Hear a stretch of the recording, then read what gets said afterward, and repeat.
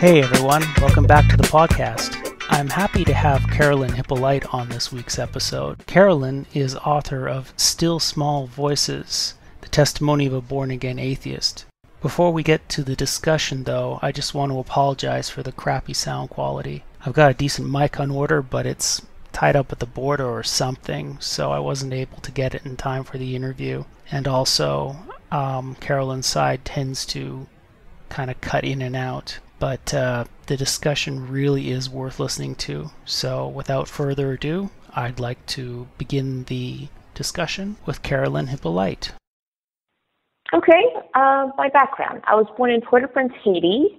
I was raised in a fairly religious family, but so I know people who were raised in these homes where you had daily Bible studies and things like that. It wasn't that kind of family. It was more of a traditional Catholic or typical Catholic rather than traditional Catholic. My parents didn't abide by all the church's teaching, so, there's not 8 of us, there's only 3 of us, for example. But they taught us to pray and they took us to church on Sunday. I don't know that I remember thinking about it a lot until about 7th grade. I was having an argument with Jehovah's Witnesses about the story of the sacrifice of Isaac.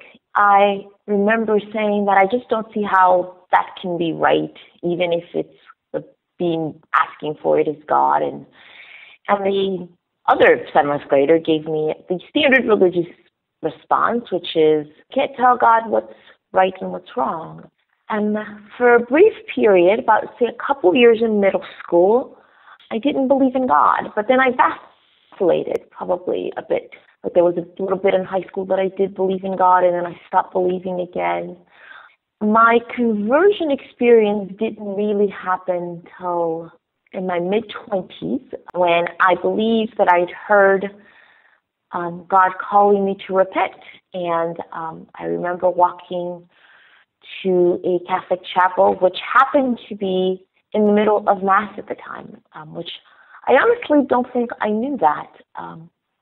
And it felt like an amazing coincidence, and I was really convinced that I had heard this call, and I decided that I was going to be open to allowing God to be involved in some aspect of my life. Although at that time, what that actually meant was very vague to me.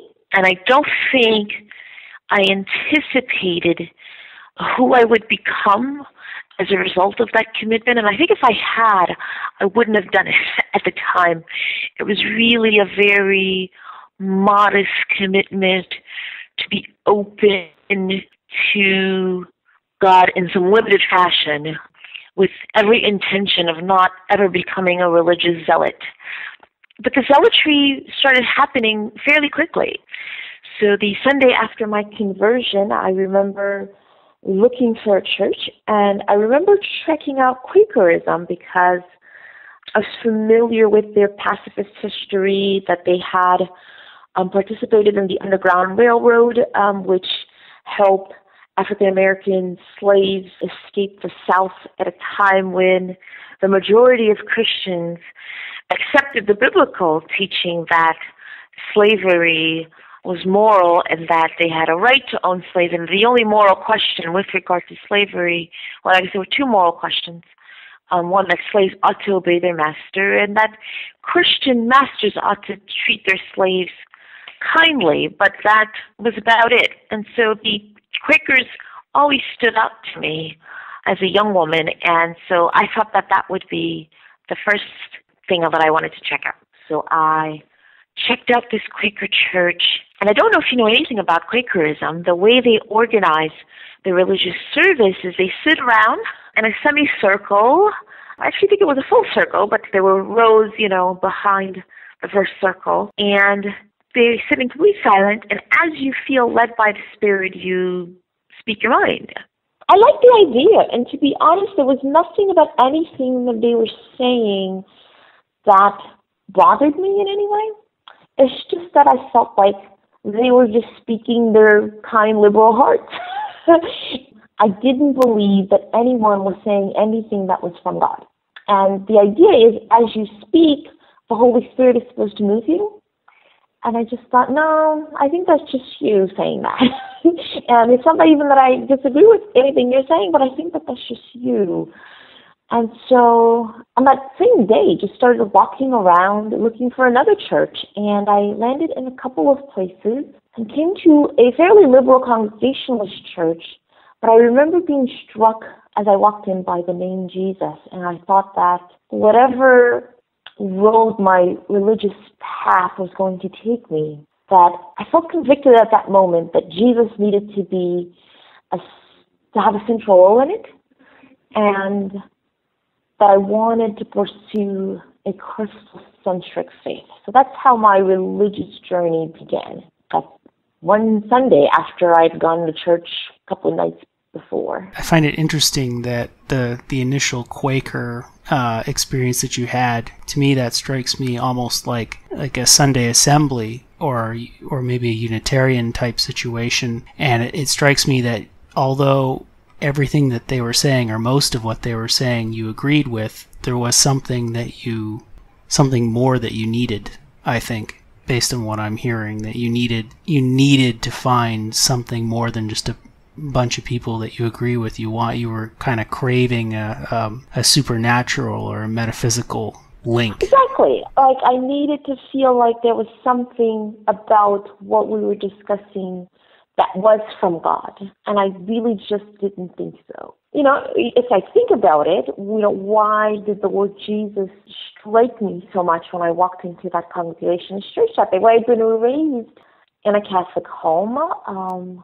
Crucifixes had been a part of my life always. I had my baptism, First Communion, confirmation. The link between God and Jesus was very strong in my psyche, and there was a distinct lack of Jesus at that Quaker meeting. As it would turn out, there was this particular church that I went to that day that I stayed for a while, a couple of months, was not particularly Christocentric. It was just a step in that direction. And as I pursued my quest for a Christocentric faith, I became more radical, more fundamentalist, and more conservative, which is exactly what I thought I wouldn't become, or what I didn't want to become when I decided that I wanted to check out religion. It's almost like as if you left your past as your highly religious upbringing, and you just craved more of it later on. I think what it is that I was going through a very tough emotional period, and my sense is that whenever we're going through difficulty, especially if it's persistent and you feel a little bit powerless before it, God becomes really tempting. I think it's why you see a higher degree of religious devotion in countries where the socioeconomic conditions are worse, and particularly if they just don't see any way out or the trajectory is not moving upward. So I think any kind of sort of life difficulty, in fact, I'm pretty sure this is the case because I know both in my observing other Christians as well as my own interaction with non-believers in my evangelistic attempt, I would try to tap into some lack in their life, whether it's emotional or physical or financial, and I would try to point to God as the remedy or the answer to that. And so there's a way in which it's easy for us to be attracted to that when we feel like we need something, and that is exploited. So if you are feeling down, you will find that Christian will say, well, you have a Jesus-shaped hole in your heart, and we need to fill that with Jesus for you. So were you were going door to door evangelizing, rather? In my last couple years as a Christian, I did a little bit of door-to-door. Mostly what I did was street preaching. When I would meet people on the side of a major street and try to engage them in a conversation. about God. It was very sneaky, actually. I feel like I did a lot of less than honest things as Christians, and I see it now. Like, I see people speaking in ways that are less than honest about either their motives or less than honest about facts, and I cringe and I think, oh, that used to be me. But one of the ways we would approach people is we would say we're doing a survey. And so they just thought, this was a regular survey, and our organization just wanted to ask people about their religious affiliations or thoughts about religion. And the questions would prompt them into opening up and allowing us to find some area where we can begin a discussion about God and hopefully lead them to conversion. But it was the survey method. And so I did that for a while, as well as, just organize outreach events and things of that sort. That seems sneaky. I mean, I guess in things like that, you just think maybe the end justifies the means, I guess if someone's soul's on the line, then there you go. Right, like the hell is a very scary thing. While we're on the subject, prior to that, I spent years volunteering in pro-life clinics, and I think it's a little different here in Canada because the laws are stricter. And so if you are a pro-life clinic, you have to be honest about who you are and what you do, that you don't do abortions. Less so in the United States.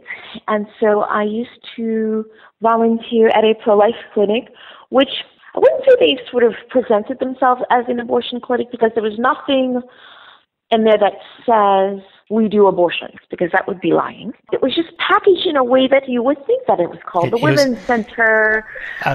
Crisis, what is it? Pregnancy Crisis Center, I think they might call it themselves. Right, but no, because pregnancy crisis, well, so that is what we would call ourselves amongst ourselves, but that is not our public name. Our public name was the Women's Center. And so you automatically think like services for women, and it has an ad like, pregnant and offering services that in no way indicate we don't do abortion. And my volunteering role was picking up the phone. And so what I would do is people would call and they would ask for an abortion, and I would avoid telling them a lie, but I would never admit that we don't do abortion, and I would answer the questions in such a way that they would set an appointment with us, pursuing an abortion so that we could persuade them to not have an abortion. And let me tell you how good we were at this. We were so good at this that we would meet with a woman, persuade her to keep her child without her ever realizing that we were never going to give her an abortion, so that a couple of years later she had a pregnant friend. She might refer that same pregnant friend to us who is seeking an abortion because she never realized that she was never going to get an abortion from us. Wow. Yeah, I mean that would be the good side of the story. I guess the negative side of the story might be you're sort of how should I put this? The stakes are so high in that situation. The fact that there did appear to be some manipulation going on is wow. I find that pretty intense. Did you ever kind of have some second thoughts about what you were doing there, or were you not when I was doing it? Never. Okay, just a little later on, maybe you're like, Yeah, because the stakes were so high, I never had any qualms or any doubts that I was doing the right thing. Occasionally, people figured it out, and, most people would get mad, so there would be ugly confrontations. Especially in the States, because in some states, I can't remember which state you were in. In some states, you have waiting periods built into the process and all sorts of things already. I don't know if it was like that back when you were doing that for the clinic. This was in Illinois, and as far as I know, there weren't. But we created them. So, for example, the women might expect that they would come in and have the abortion that day, so they would ask questions about what do I eat that morning, just certain basic things if you're about to undergo a medical procedure. And we would say, oh no, the first appointment is a consultation and a pregnancy test, so on and so forth. So they would come in and we would talk to them, make them watch a video. The video was never sort of abortion is bad. It's more like, here's an abortion, which is, a gruesome thing to watch. And then if they said something like, I still want to have this abortion, we might say, okay, but we want to have an ultrasound to see if you're healthy. Now, that is actually a regular part of an abortion. The doctor might do an ultrasound right before the procedure, but that's not a separate appointment, and it's not a separate appointment before the abortion appointment. And so you might, just create a series of delaying tactics, which you would then use to try to subtly persuade that woman to do otherwise. And we would do, so for example, every clinic had a chapel in the back room, but there were no visible signs of religiosity. You couldn't even wear a crucifix around your neck as a volunteer. So everything was done to help you look like this was authentic, like we were here to do serious medical work, whereas we really weren't. So I guess that kind of gives you a sense of how deeply involved I was and how intense my commitments were, both in terms of the volunteering as a pro-life worker and then the street evangelism that I did.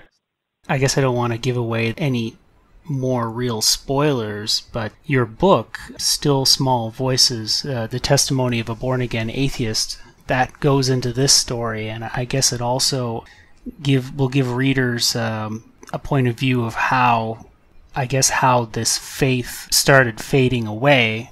From what I read, at least, it seems like it kind of went in waves.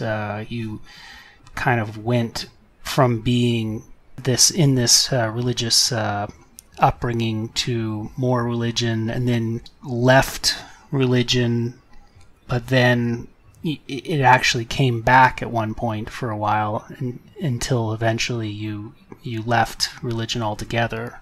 Sure, and that was 8 years, and I would say those were 8 intense years, I should say. The 8 years were never without serious doubts. However, it was sort of a patient doubt. I don't know if I'm saying this properly, but there were moments in my religious journey, even as I was deeply committed, that something would happen, or I would read something in the Bible, and I would become disturbed. Instead of sort of allowing myself to explore that or to allow that moment of doubt to reach sort of a natural conclusion, I would say to myself, I'll pray about it, I'll read more about it, somehow God will reveal himself, and then this will all make sense. And I just kind of came to a point where all of the themes that I had struggled with during the 8 years were not getting resolved. Like, God was not revealing himself, and I just realized the answers were not coming. And some of it were just some of the really small problems, like which denomination has a more accurate understanding of the priesthood, right? And honestly, not really a big deal, but it bothered me that people who were honestly seeking God and trying to interpret the Bible as best as they could were not being led by the Holy Spirit to come to the same conclusions about this. And it was causing division in the church, which I think causes people to doubt quite legitimately, right? So I think perhaps you can speak to this as a non-believer. When you see the Baptist and the Catholic arguing about Mary or whatever, it makes you think, neither of you are interacting with an omnipotent being who's telling you the truth, because you could easily clear that up, right? Like, hey, this is really what I think you should think or do in regards to Mary, or whatever it is that they're arguing about. It does seem like you went through almost a scientific endeavor, because in science you could have a hypothesis, and then the duty of a scientist, or one of the duties of the scientist, is to try and poke holes in that hypothesis. So you could have this amazing theory, like string theory or something like that, but if you find even one small little element that doesn't add up, or that points in a different direction, and if that element, those collection of problems with your hypothesis, like a religious hypothesis, if you can't find solutions or ways to resolve that, then it kind of can take down the entire hypothesis if you follow things through. So it sounds like what you did is what a lot of religious people did. You just stopped thinking. You just put it aside. Yes. I put it aside, but never with the intent of, because I do observe this, where there are Christians who have no intention of reflecting on it or visiting it at some later point or reading more about it. They just want to have their faith. And I can't say that I was really ever that person. It was more like, this is disturbing to me now. I am going to pray about it, and I am going to read about it, and I am going to talk to people who ought to know something about it. I'm going to take a Bible course about it, and somehow God will reveal the truth about this, and all will be well with my religious life. So one of those moments, for example, was when I decided to beef up my knowledge of the Old Testament, and I read Judges 11, the sacrifice of Jephthah's daughter, in which the prophet, called by God, makes a vow to God that he would sacrifice the first thing that comes out of his house, and the first thing that comes out of his house happens to be his only daughter, and he offers her as a burnt offering. In Thanksgiving, I should add, for winning a battle, which in itself is disturbing, because what we really have here is a battle over land. God has told the Israelites that they are entitled to this land. And what's interesting, I was actually reading this a couple of months ago again for something I was writing. It's amazing the things you notice in the Bible when you read it as an atheist that you did not notice previously. There's an interaction between Jephthah and the pagans about what God has given. And he says, is it not right that we should have what our God has given us, just like you have with your God? Chemosh, I think, is the God's name. I could be wrong about that, but I think it's Chemosh, has given you. And there's a complete acknowledgement that this other deity is also real. He doles out land to his people. Yahweh is also doling out land to his people. It just so happens that perhaps Yahweh is a little bit better at it than Chemosh. And so Yahweh has said, this is yours. Chemosh has said, this is yours. Now they have to go fight over it. I remember just reading that story and being completely stunned by the violence and the fact that this woman had been sacrificed. And what's particularly stunning about this story is there's no indication that God disapproves in any way, or that this prophet has done something wrong. Something difficult for him, yes, because he mourns the sacrifice of his daughter, but he also feels bound to carry out the sacrifice because he's made this vow to God. And it was just a moment that just really shook me. I remember just being horrified, and I sat in church after I read it, just kind of stunned. I was reading it before service had started, and then the whole service I was just stunned. And I put it away, knowing that someday I have to return to this. Someday I have to deal with the violence and the moral problem of this story. Not today, but, it would return. It just so happens that all these things that I had decided that I was going to be patient about, that I was going to allow God to reveal how this is moral and how it's part of a beautiful, coherent story, just never happened. And I realized it was never going to happen. I wouldn't say one day I realized it's never going to happen and I walked away. I had a series of moments where I realized this isn't being answered. That's not being solved. I'm not getting anywhere here. So all of it resulted in me walking away. I think I really respect that. I like a good scientist. You looked at the evidence and you followed it where it led. So rather than just saying, I'm a Christian, that's it, or going, let's say the first time you left Christianity in the book, you say, I'm now an atheist, that's it, point final. It seems to me like you were and you are still looking at the evidence, and I know I wouldn't fault you if you looked at the evidence and became convinced of something else. I may not agree, but I do appreciate the fact that, like a good scientist, I don't get the sense that you're, even right now, you're saying, yeah, for sure, I'm going to be in this, I'm going to think this way forever. How can you if you're being honest, right? Only because I think you can never really know, even yourself fully, and you certainly don't know what the future will bring. It's hard for me to see how the issues that I have with the Bible could ever be resolved. in the process of attempting to answer the questions that I had, I actually just discovered more problems. There are more errors in the Bible than I ever imagined when I became a Christian, and the Bible is more morally problematic than I ever imagined.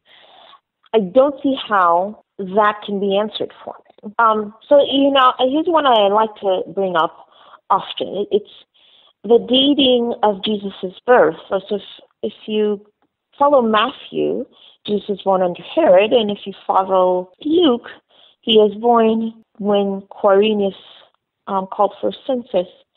Historically, we have good reasons to think these things didn't happen at the same time.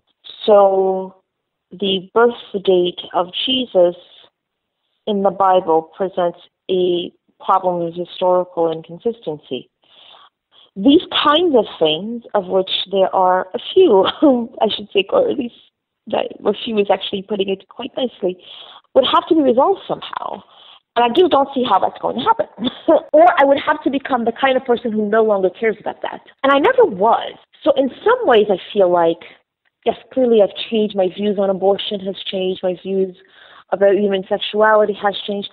But the inability to accept things that violate the law of non-contradiction, that has never changed. It just so happens that I did not think that that's what I was dealing with. And when I was initially confronted with evidence that that's what I was dealing with, I was willing to give the Bible the benefit of the doubt because I believed in the authenticity of my religious experience. And so I was patient with the Bible, more patient than I might be with anything else. But there just came a point where it just didn't add up. And as a Roman Catholic Christian, which is what I was for most of my journey, I remember reading something in the Catechism about faith and reason not being in conflict. I don't remember the exact wording.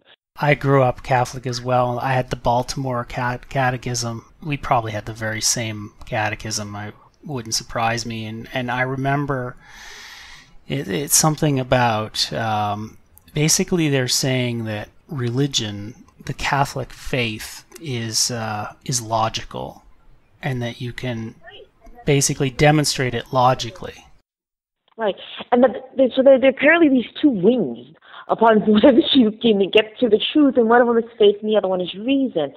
And this comforted me when I initially decided that the Catholic Church was where I needed to be. It took me about a little over 6 months from my religious conversion to end up back where I had grown up in the Catholic Church. And so I just thought that I was doing the right thing. I was pursuing truth through reason, in faith, and that there would be no logical contradiction. I think Pope John II also said something about, in relation to evolution, that truth cannot contradict truth. So in saying the theory of evolution is true, we have the evidence for it, but of course we have this faith thing.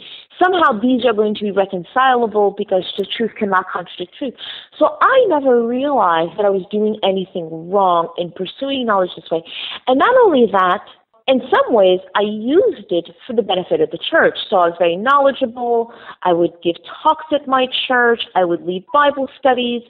And people appreciated my thirst for knowledge and my pursuit of truth. It wasn't until I said, but wait a minute, I have problems here, that Christians were very frank with me about, well, you're going about it the wrong way. You just need to feel the things in your heart. Why are you making it so complicated? Don't ask questions, quite frankly, like I have been told, like, not even like subtly, like, don't question, just believe. Did you get a lot of that hand wavy, it's a mystery business? Because that's what I got. Oh, sure. Yes, but only when I said, I don't believe this anymore, and here's why, and here are the objections that I have. And people generally weren't able to respond to the objections. Prior to that, it was fine. The way I, was constantly absorbed by everything religious. I had my nose in a Bible all the time. My religious comrades were good with this until I came back and said, having thought about this, actually, I don't really believe it. And I did something in my last year, which is when I really felt like I was at my wit's end, I would just talk to other Christians about, why do you believe? What do you think about this? And I realized, I should have done that my first year. Because when I talked to them, I was like, that's not a reason. Like, you seem to not understand what a reason is. And so it was actually one of the things that really convinced me, because I realized that nobody else had better answers, and I was like beating my head up against the wall looking for better answers, and it just wasn't going to happen. And since I've left the church, there have been a few attempts to bring me back, but they've actually really hardened my atheism, because I have these conversations and I'm like, what are you talking about? Like, why is it that you think that what you're saying here is okay, or that it's reasonable, or that it's persuasive? And I don't think I really ever spent that much. Now, it's amazing to me, because I was around Christians all the time. I spent so much of my life in the church, but I think there was a part of me that was blind to what the rest of them were saying, or like even when I wasn't. So like occasionally somebody would say something and I would think, that's just silly. But somehow I thought it was just, I don't know, like this is, a fluke, a small segment of the population are saying these things that are quite irrational, but that's not really the core of the faith. What I find is now when I speak to Christians, even though I was pretty hardcore Catholic too, my parents brought me to Latin Mass. Oh, wow. Yeah. Nowadays, when I speak to Christians, they give their reasons or they say their beliefs, and it's like they're from another planet. I listen to these descriptions or these reasons, and it's like we're almost talking different languages. I don't know if you have the same feeling. Like, I just don't understand how that constitutes as a reason. This is one of my favorite experiences recently. Somebody took me out on a date. This was like, maybe sometime last year. Somebody took me on a date, and I was very clear when we initially got in touch that I'm an atheist. If that's a problem, please don't, we don't have to do this. We don't have to do this date thing.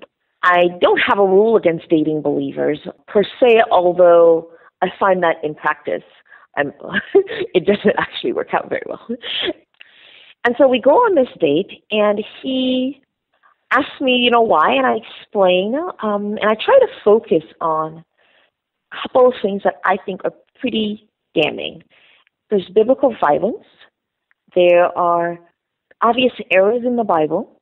So, for example, in Judges, I think 1:19, where it says, God couldn't defeat the people of the plains because they had iron chariots.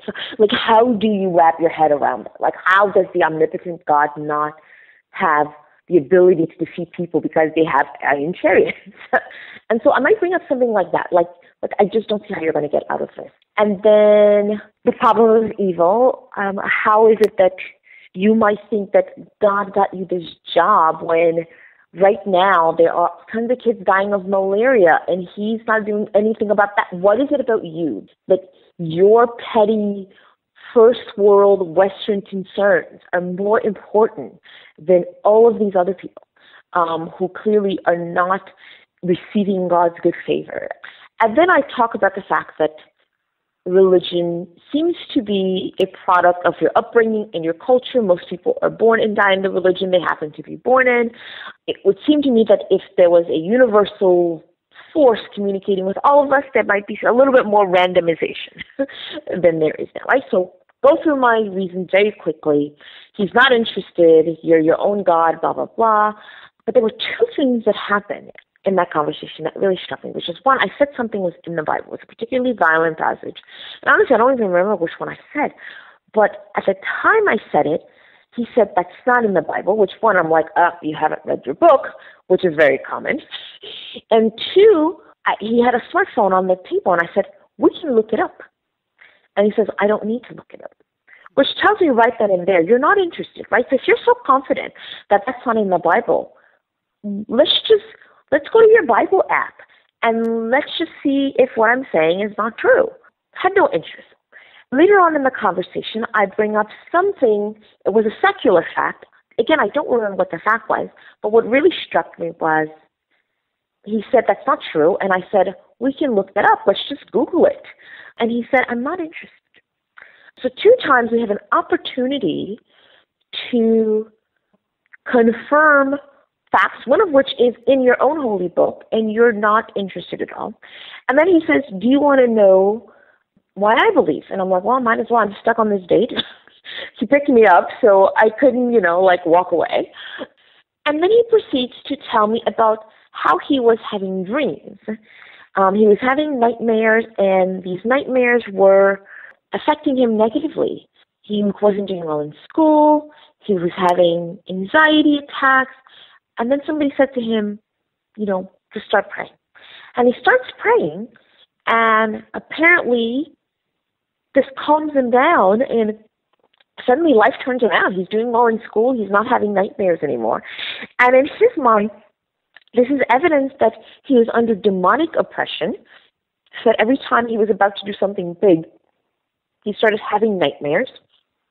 And God intervened and made these go away. And then suddenly, he was doing well in school on his way to graduating, and now he's, got a really nice job and all of that. And I just think, and you obviously do not see how that is purely psychological. Like, you don't see how placebo effect is at work here. And you're perfectly willing to ignore evidence that I'm bringing to you. Even here's something in your own book you might want to think about, because you had dreams and now you're not having bad dreams anymore. Like, that's your reason. So, sounds like a placebo effect to me. Right. And I'm just so stunned. How does A go to B? Can you demonstrate that logically for me? A is, okay, so in his mind, I was having bad dreams. The source of bad dreams are demonic oppression. Whoa, already. Right. Demonic oppression led to bad dreams. Must be, right? Right. And because I was having these bad dreams at critical periods in my life, they were interfering with my ability to be successful. So it's time to write a paper or take an exam. I'm having bad dreams and I can't carry this out, right? Okay, so that's what happened. And then he prayed about it. He prays about it. Bad dreams go away. QED. Jesus intervened. Now the demons are afraid of Jesus. He's not having bad dreams. He's able to sleep well, do well on his exam the next day. Therefore, Jesus is real. Amazing. Let's switch it over here. So I mentioned the book, Still Small Voices, The Testimony of a Born-Again Atheist, which I have reviewed on the blog. Actually, I put in some extracts. You can get that on Amazon.ca, or you can go to the stillsmallvoices.net website rather. And also, when I went there, I noticed that you're actually podcasting too. I saw that there's a Let Us Reason Together podcast there. There's just a few up there. I probably should do more. There were times when something is just really funny. Like, Ken Ham is really funny, man. I don't know if you know him. He is the creationist who, with, by the way, government funding in the United States, has built a great creationist theme park with Noah's Ark and all of that. Is he Australian, Ken Ham? Or is he and is he the one who's building the Ark down there? Yeah, he was the one who debated Bill Nye about a year and a half or two ago. And yeah, building the Ark down there. And occasionally he just says, so for example, he is really against looking for life in outer space because they can't exist. He already knows that in this really, really big universe, just this planet has life. And how does he know that? Because when Adam and Eve sinned, they caused the whole universe to fall, right? So not just planet Earth. So wherever you happen to be in some faraway galaxy, Adam and Eve disobeyed God, and now suddenly there's suffering and death on your planet. You're like, where the hell did that come from? Turns out Adam and Eve on this other planet. Easy saying that this isn't possible because the flood can't have happened on all these other planets, or? No, so here, allow me to explain that a little bit better. And you know what, he does have some biblical warrant, right? So Paul says all of creation is groaning. And, you know, now we understand that all of creation is much bigger than Paul thought it was. So all of creation fell. Because all of creation fell, God became man to save all of creation. In Christ, God redeems all humanity. Someday this redemption will, sort of kick into fulfillment and the universe will be whole again. But notice that God did not become an elephant or a cat or a lion, even though all of these animals suffer as a result of the fall. And so it follows that if there was life on other planets, they could not be saved.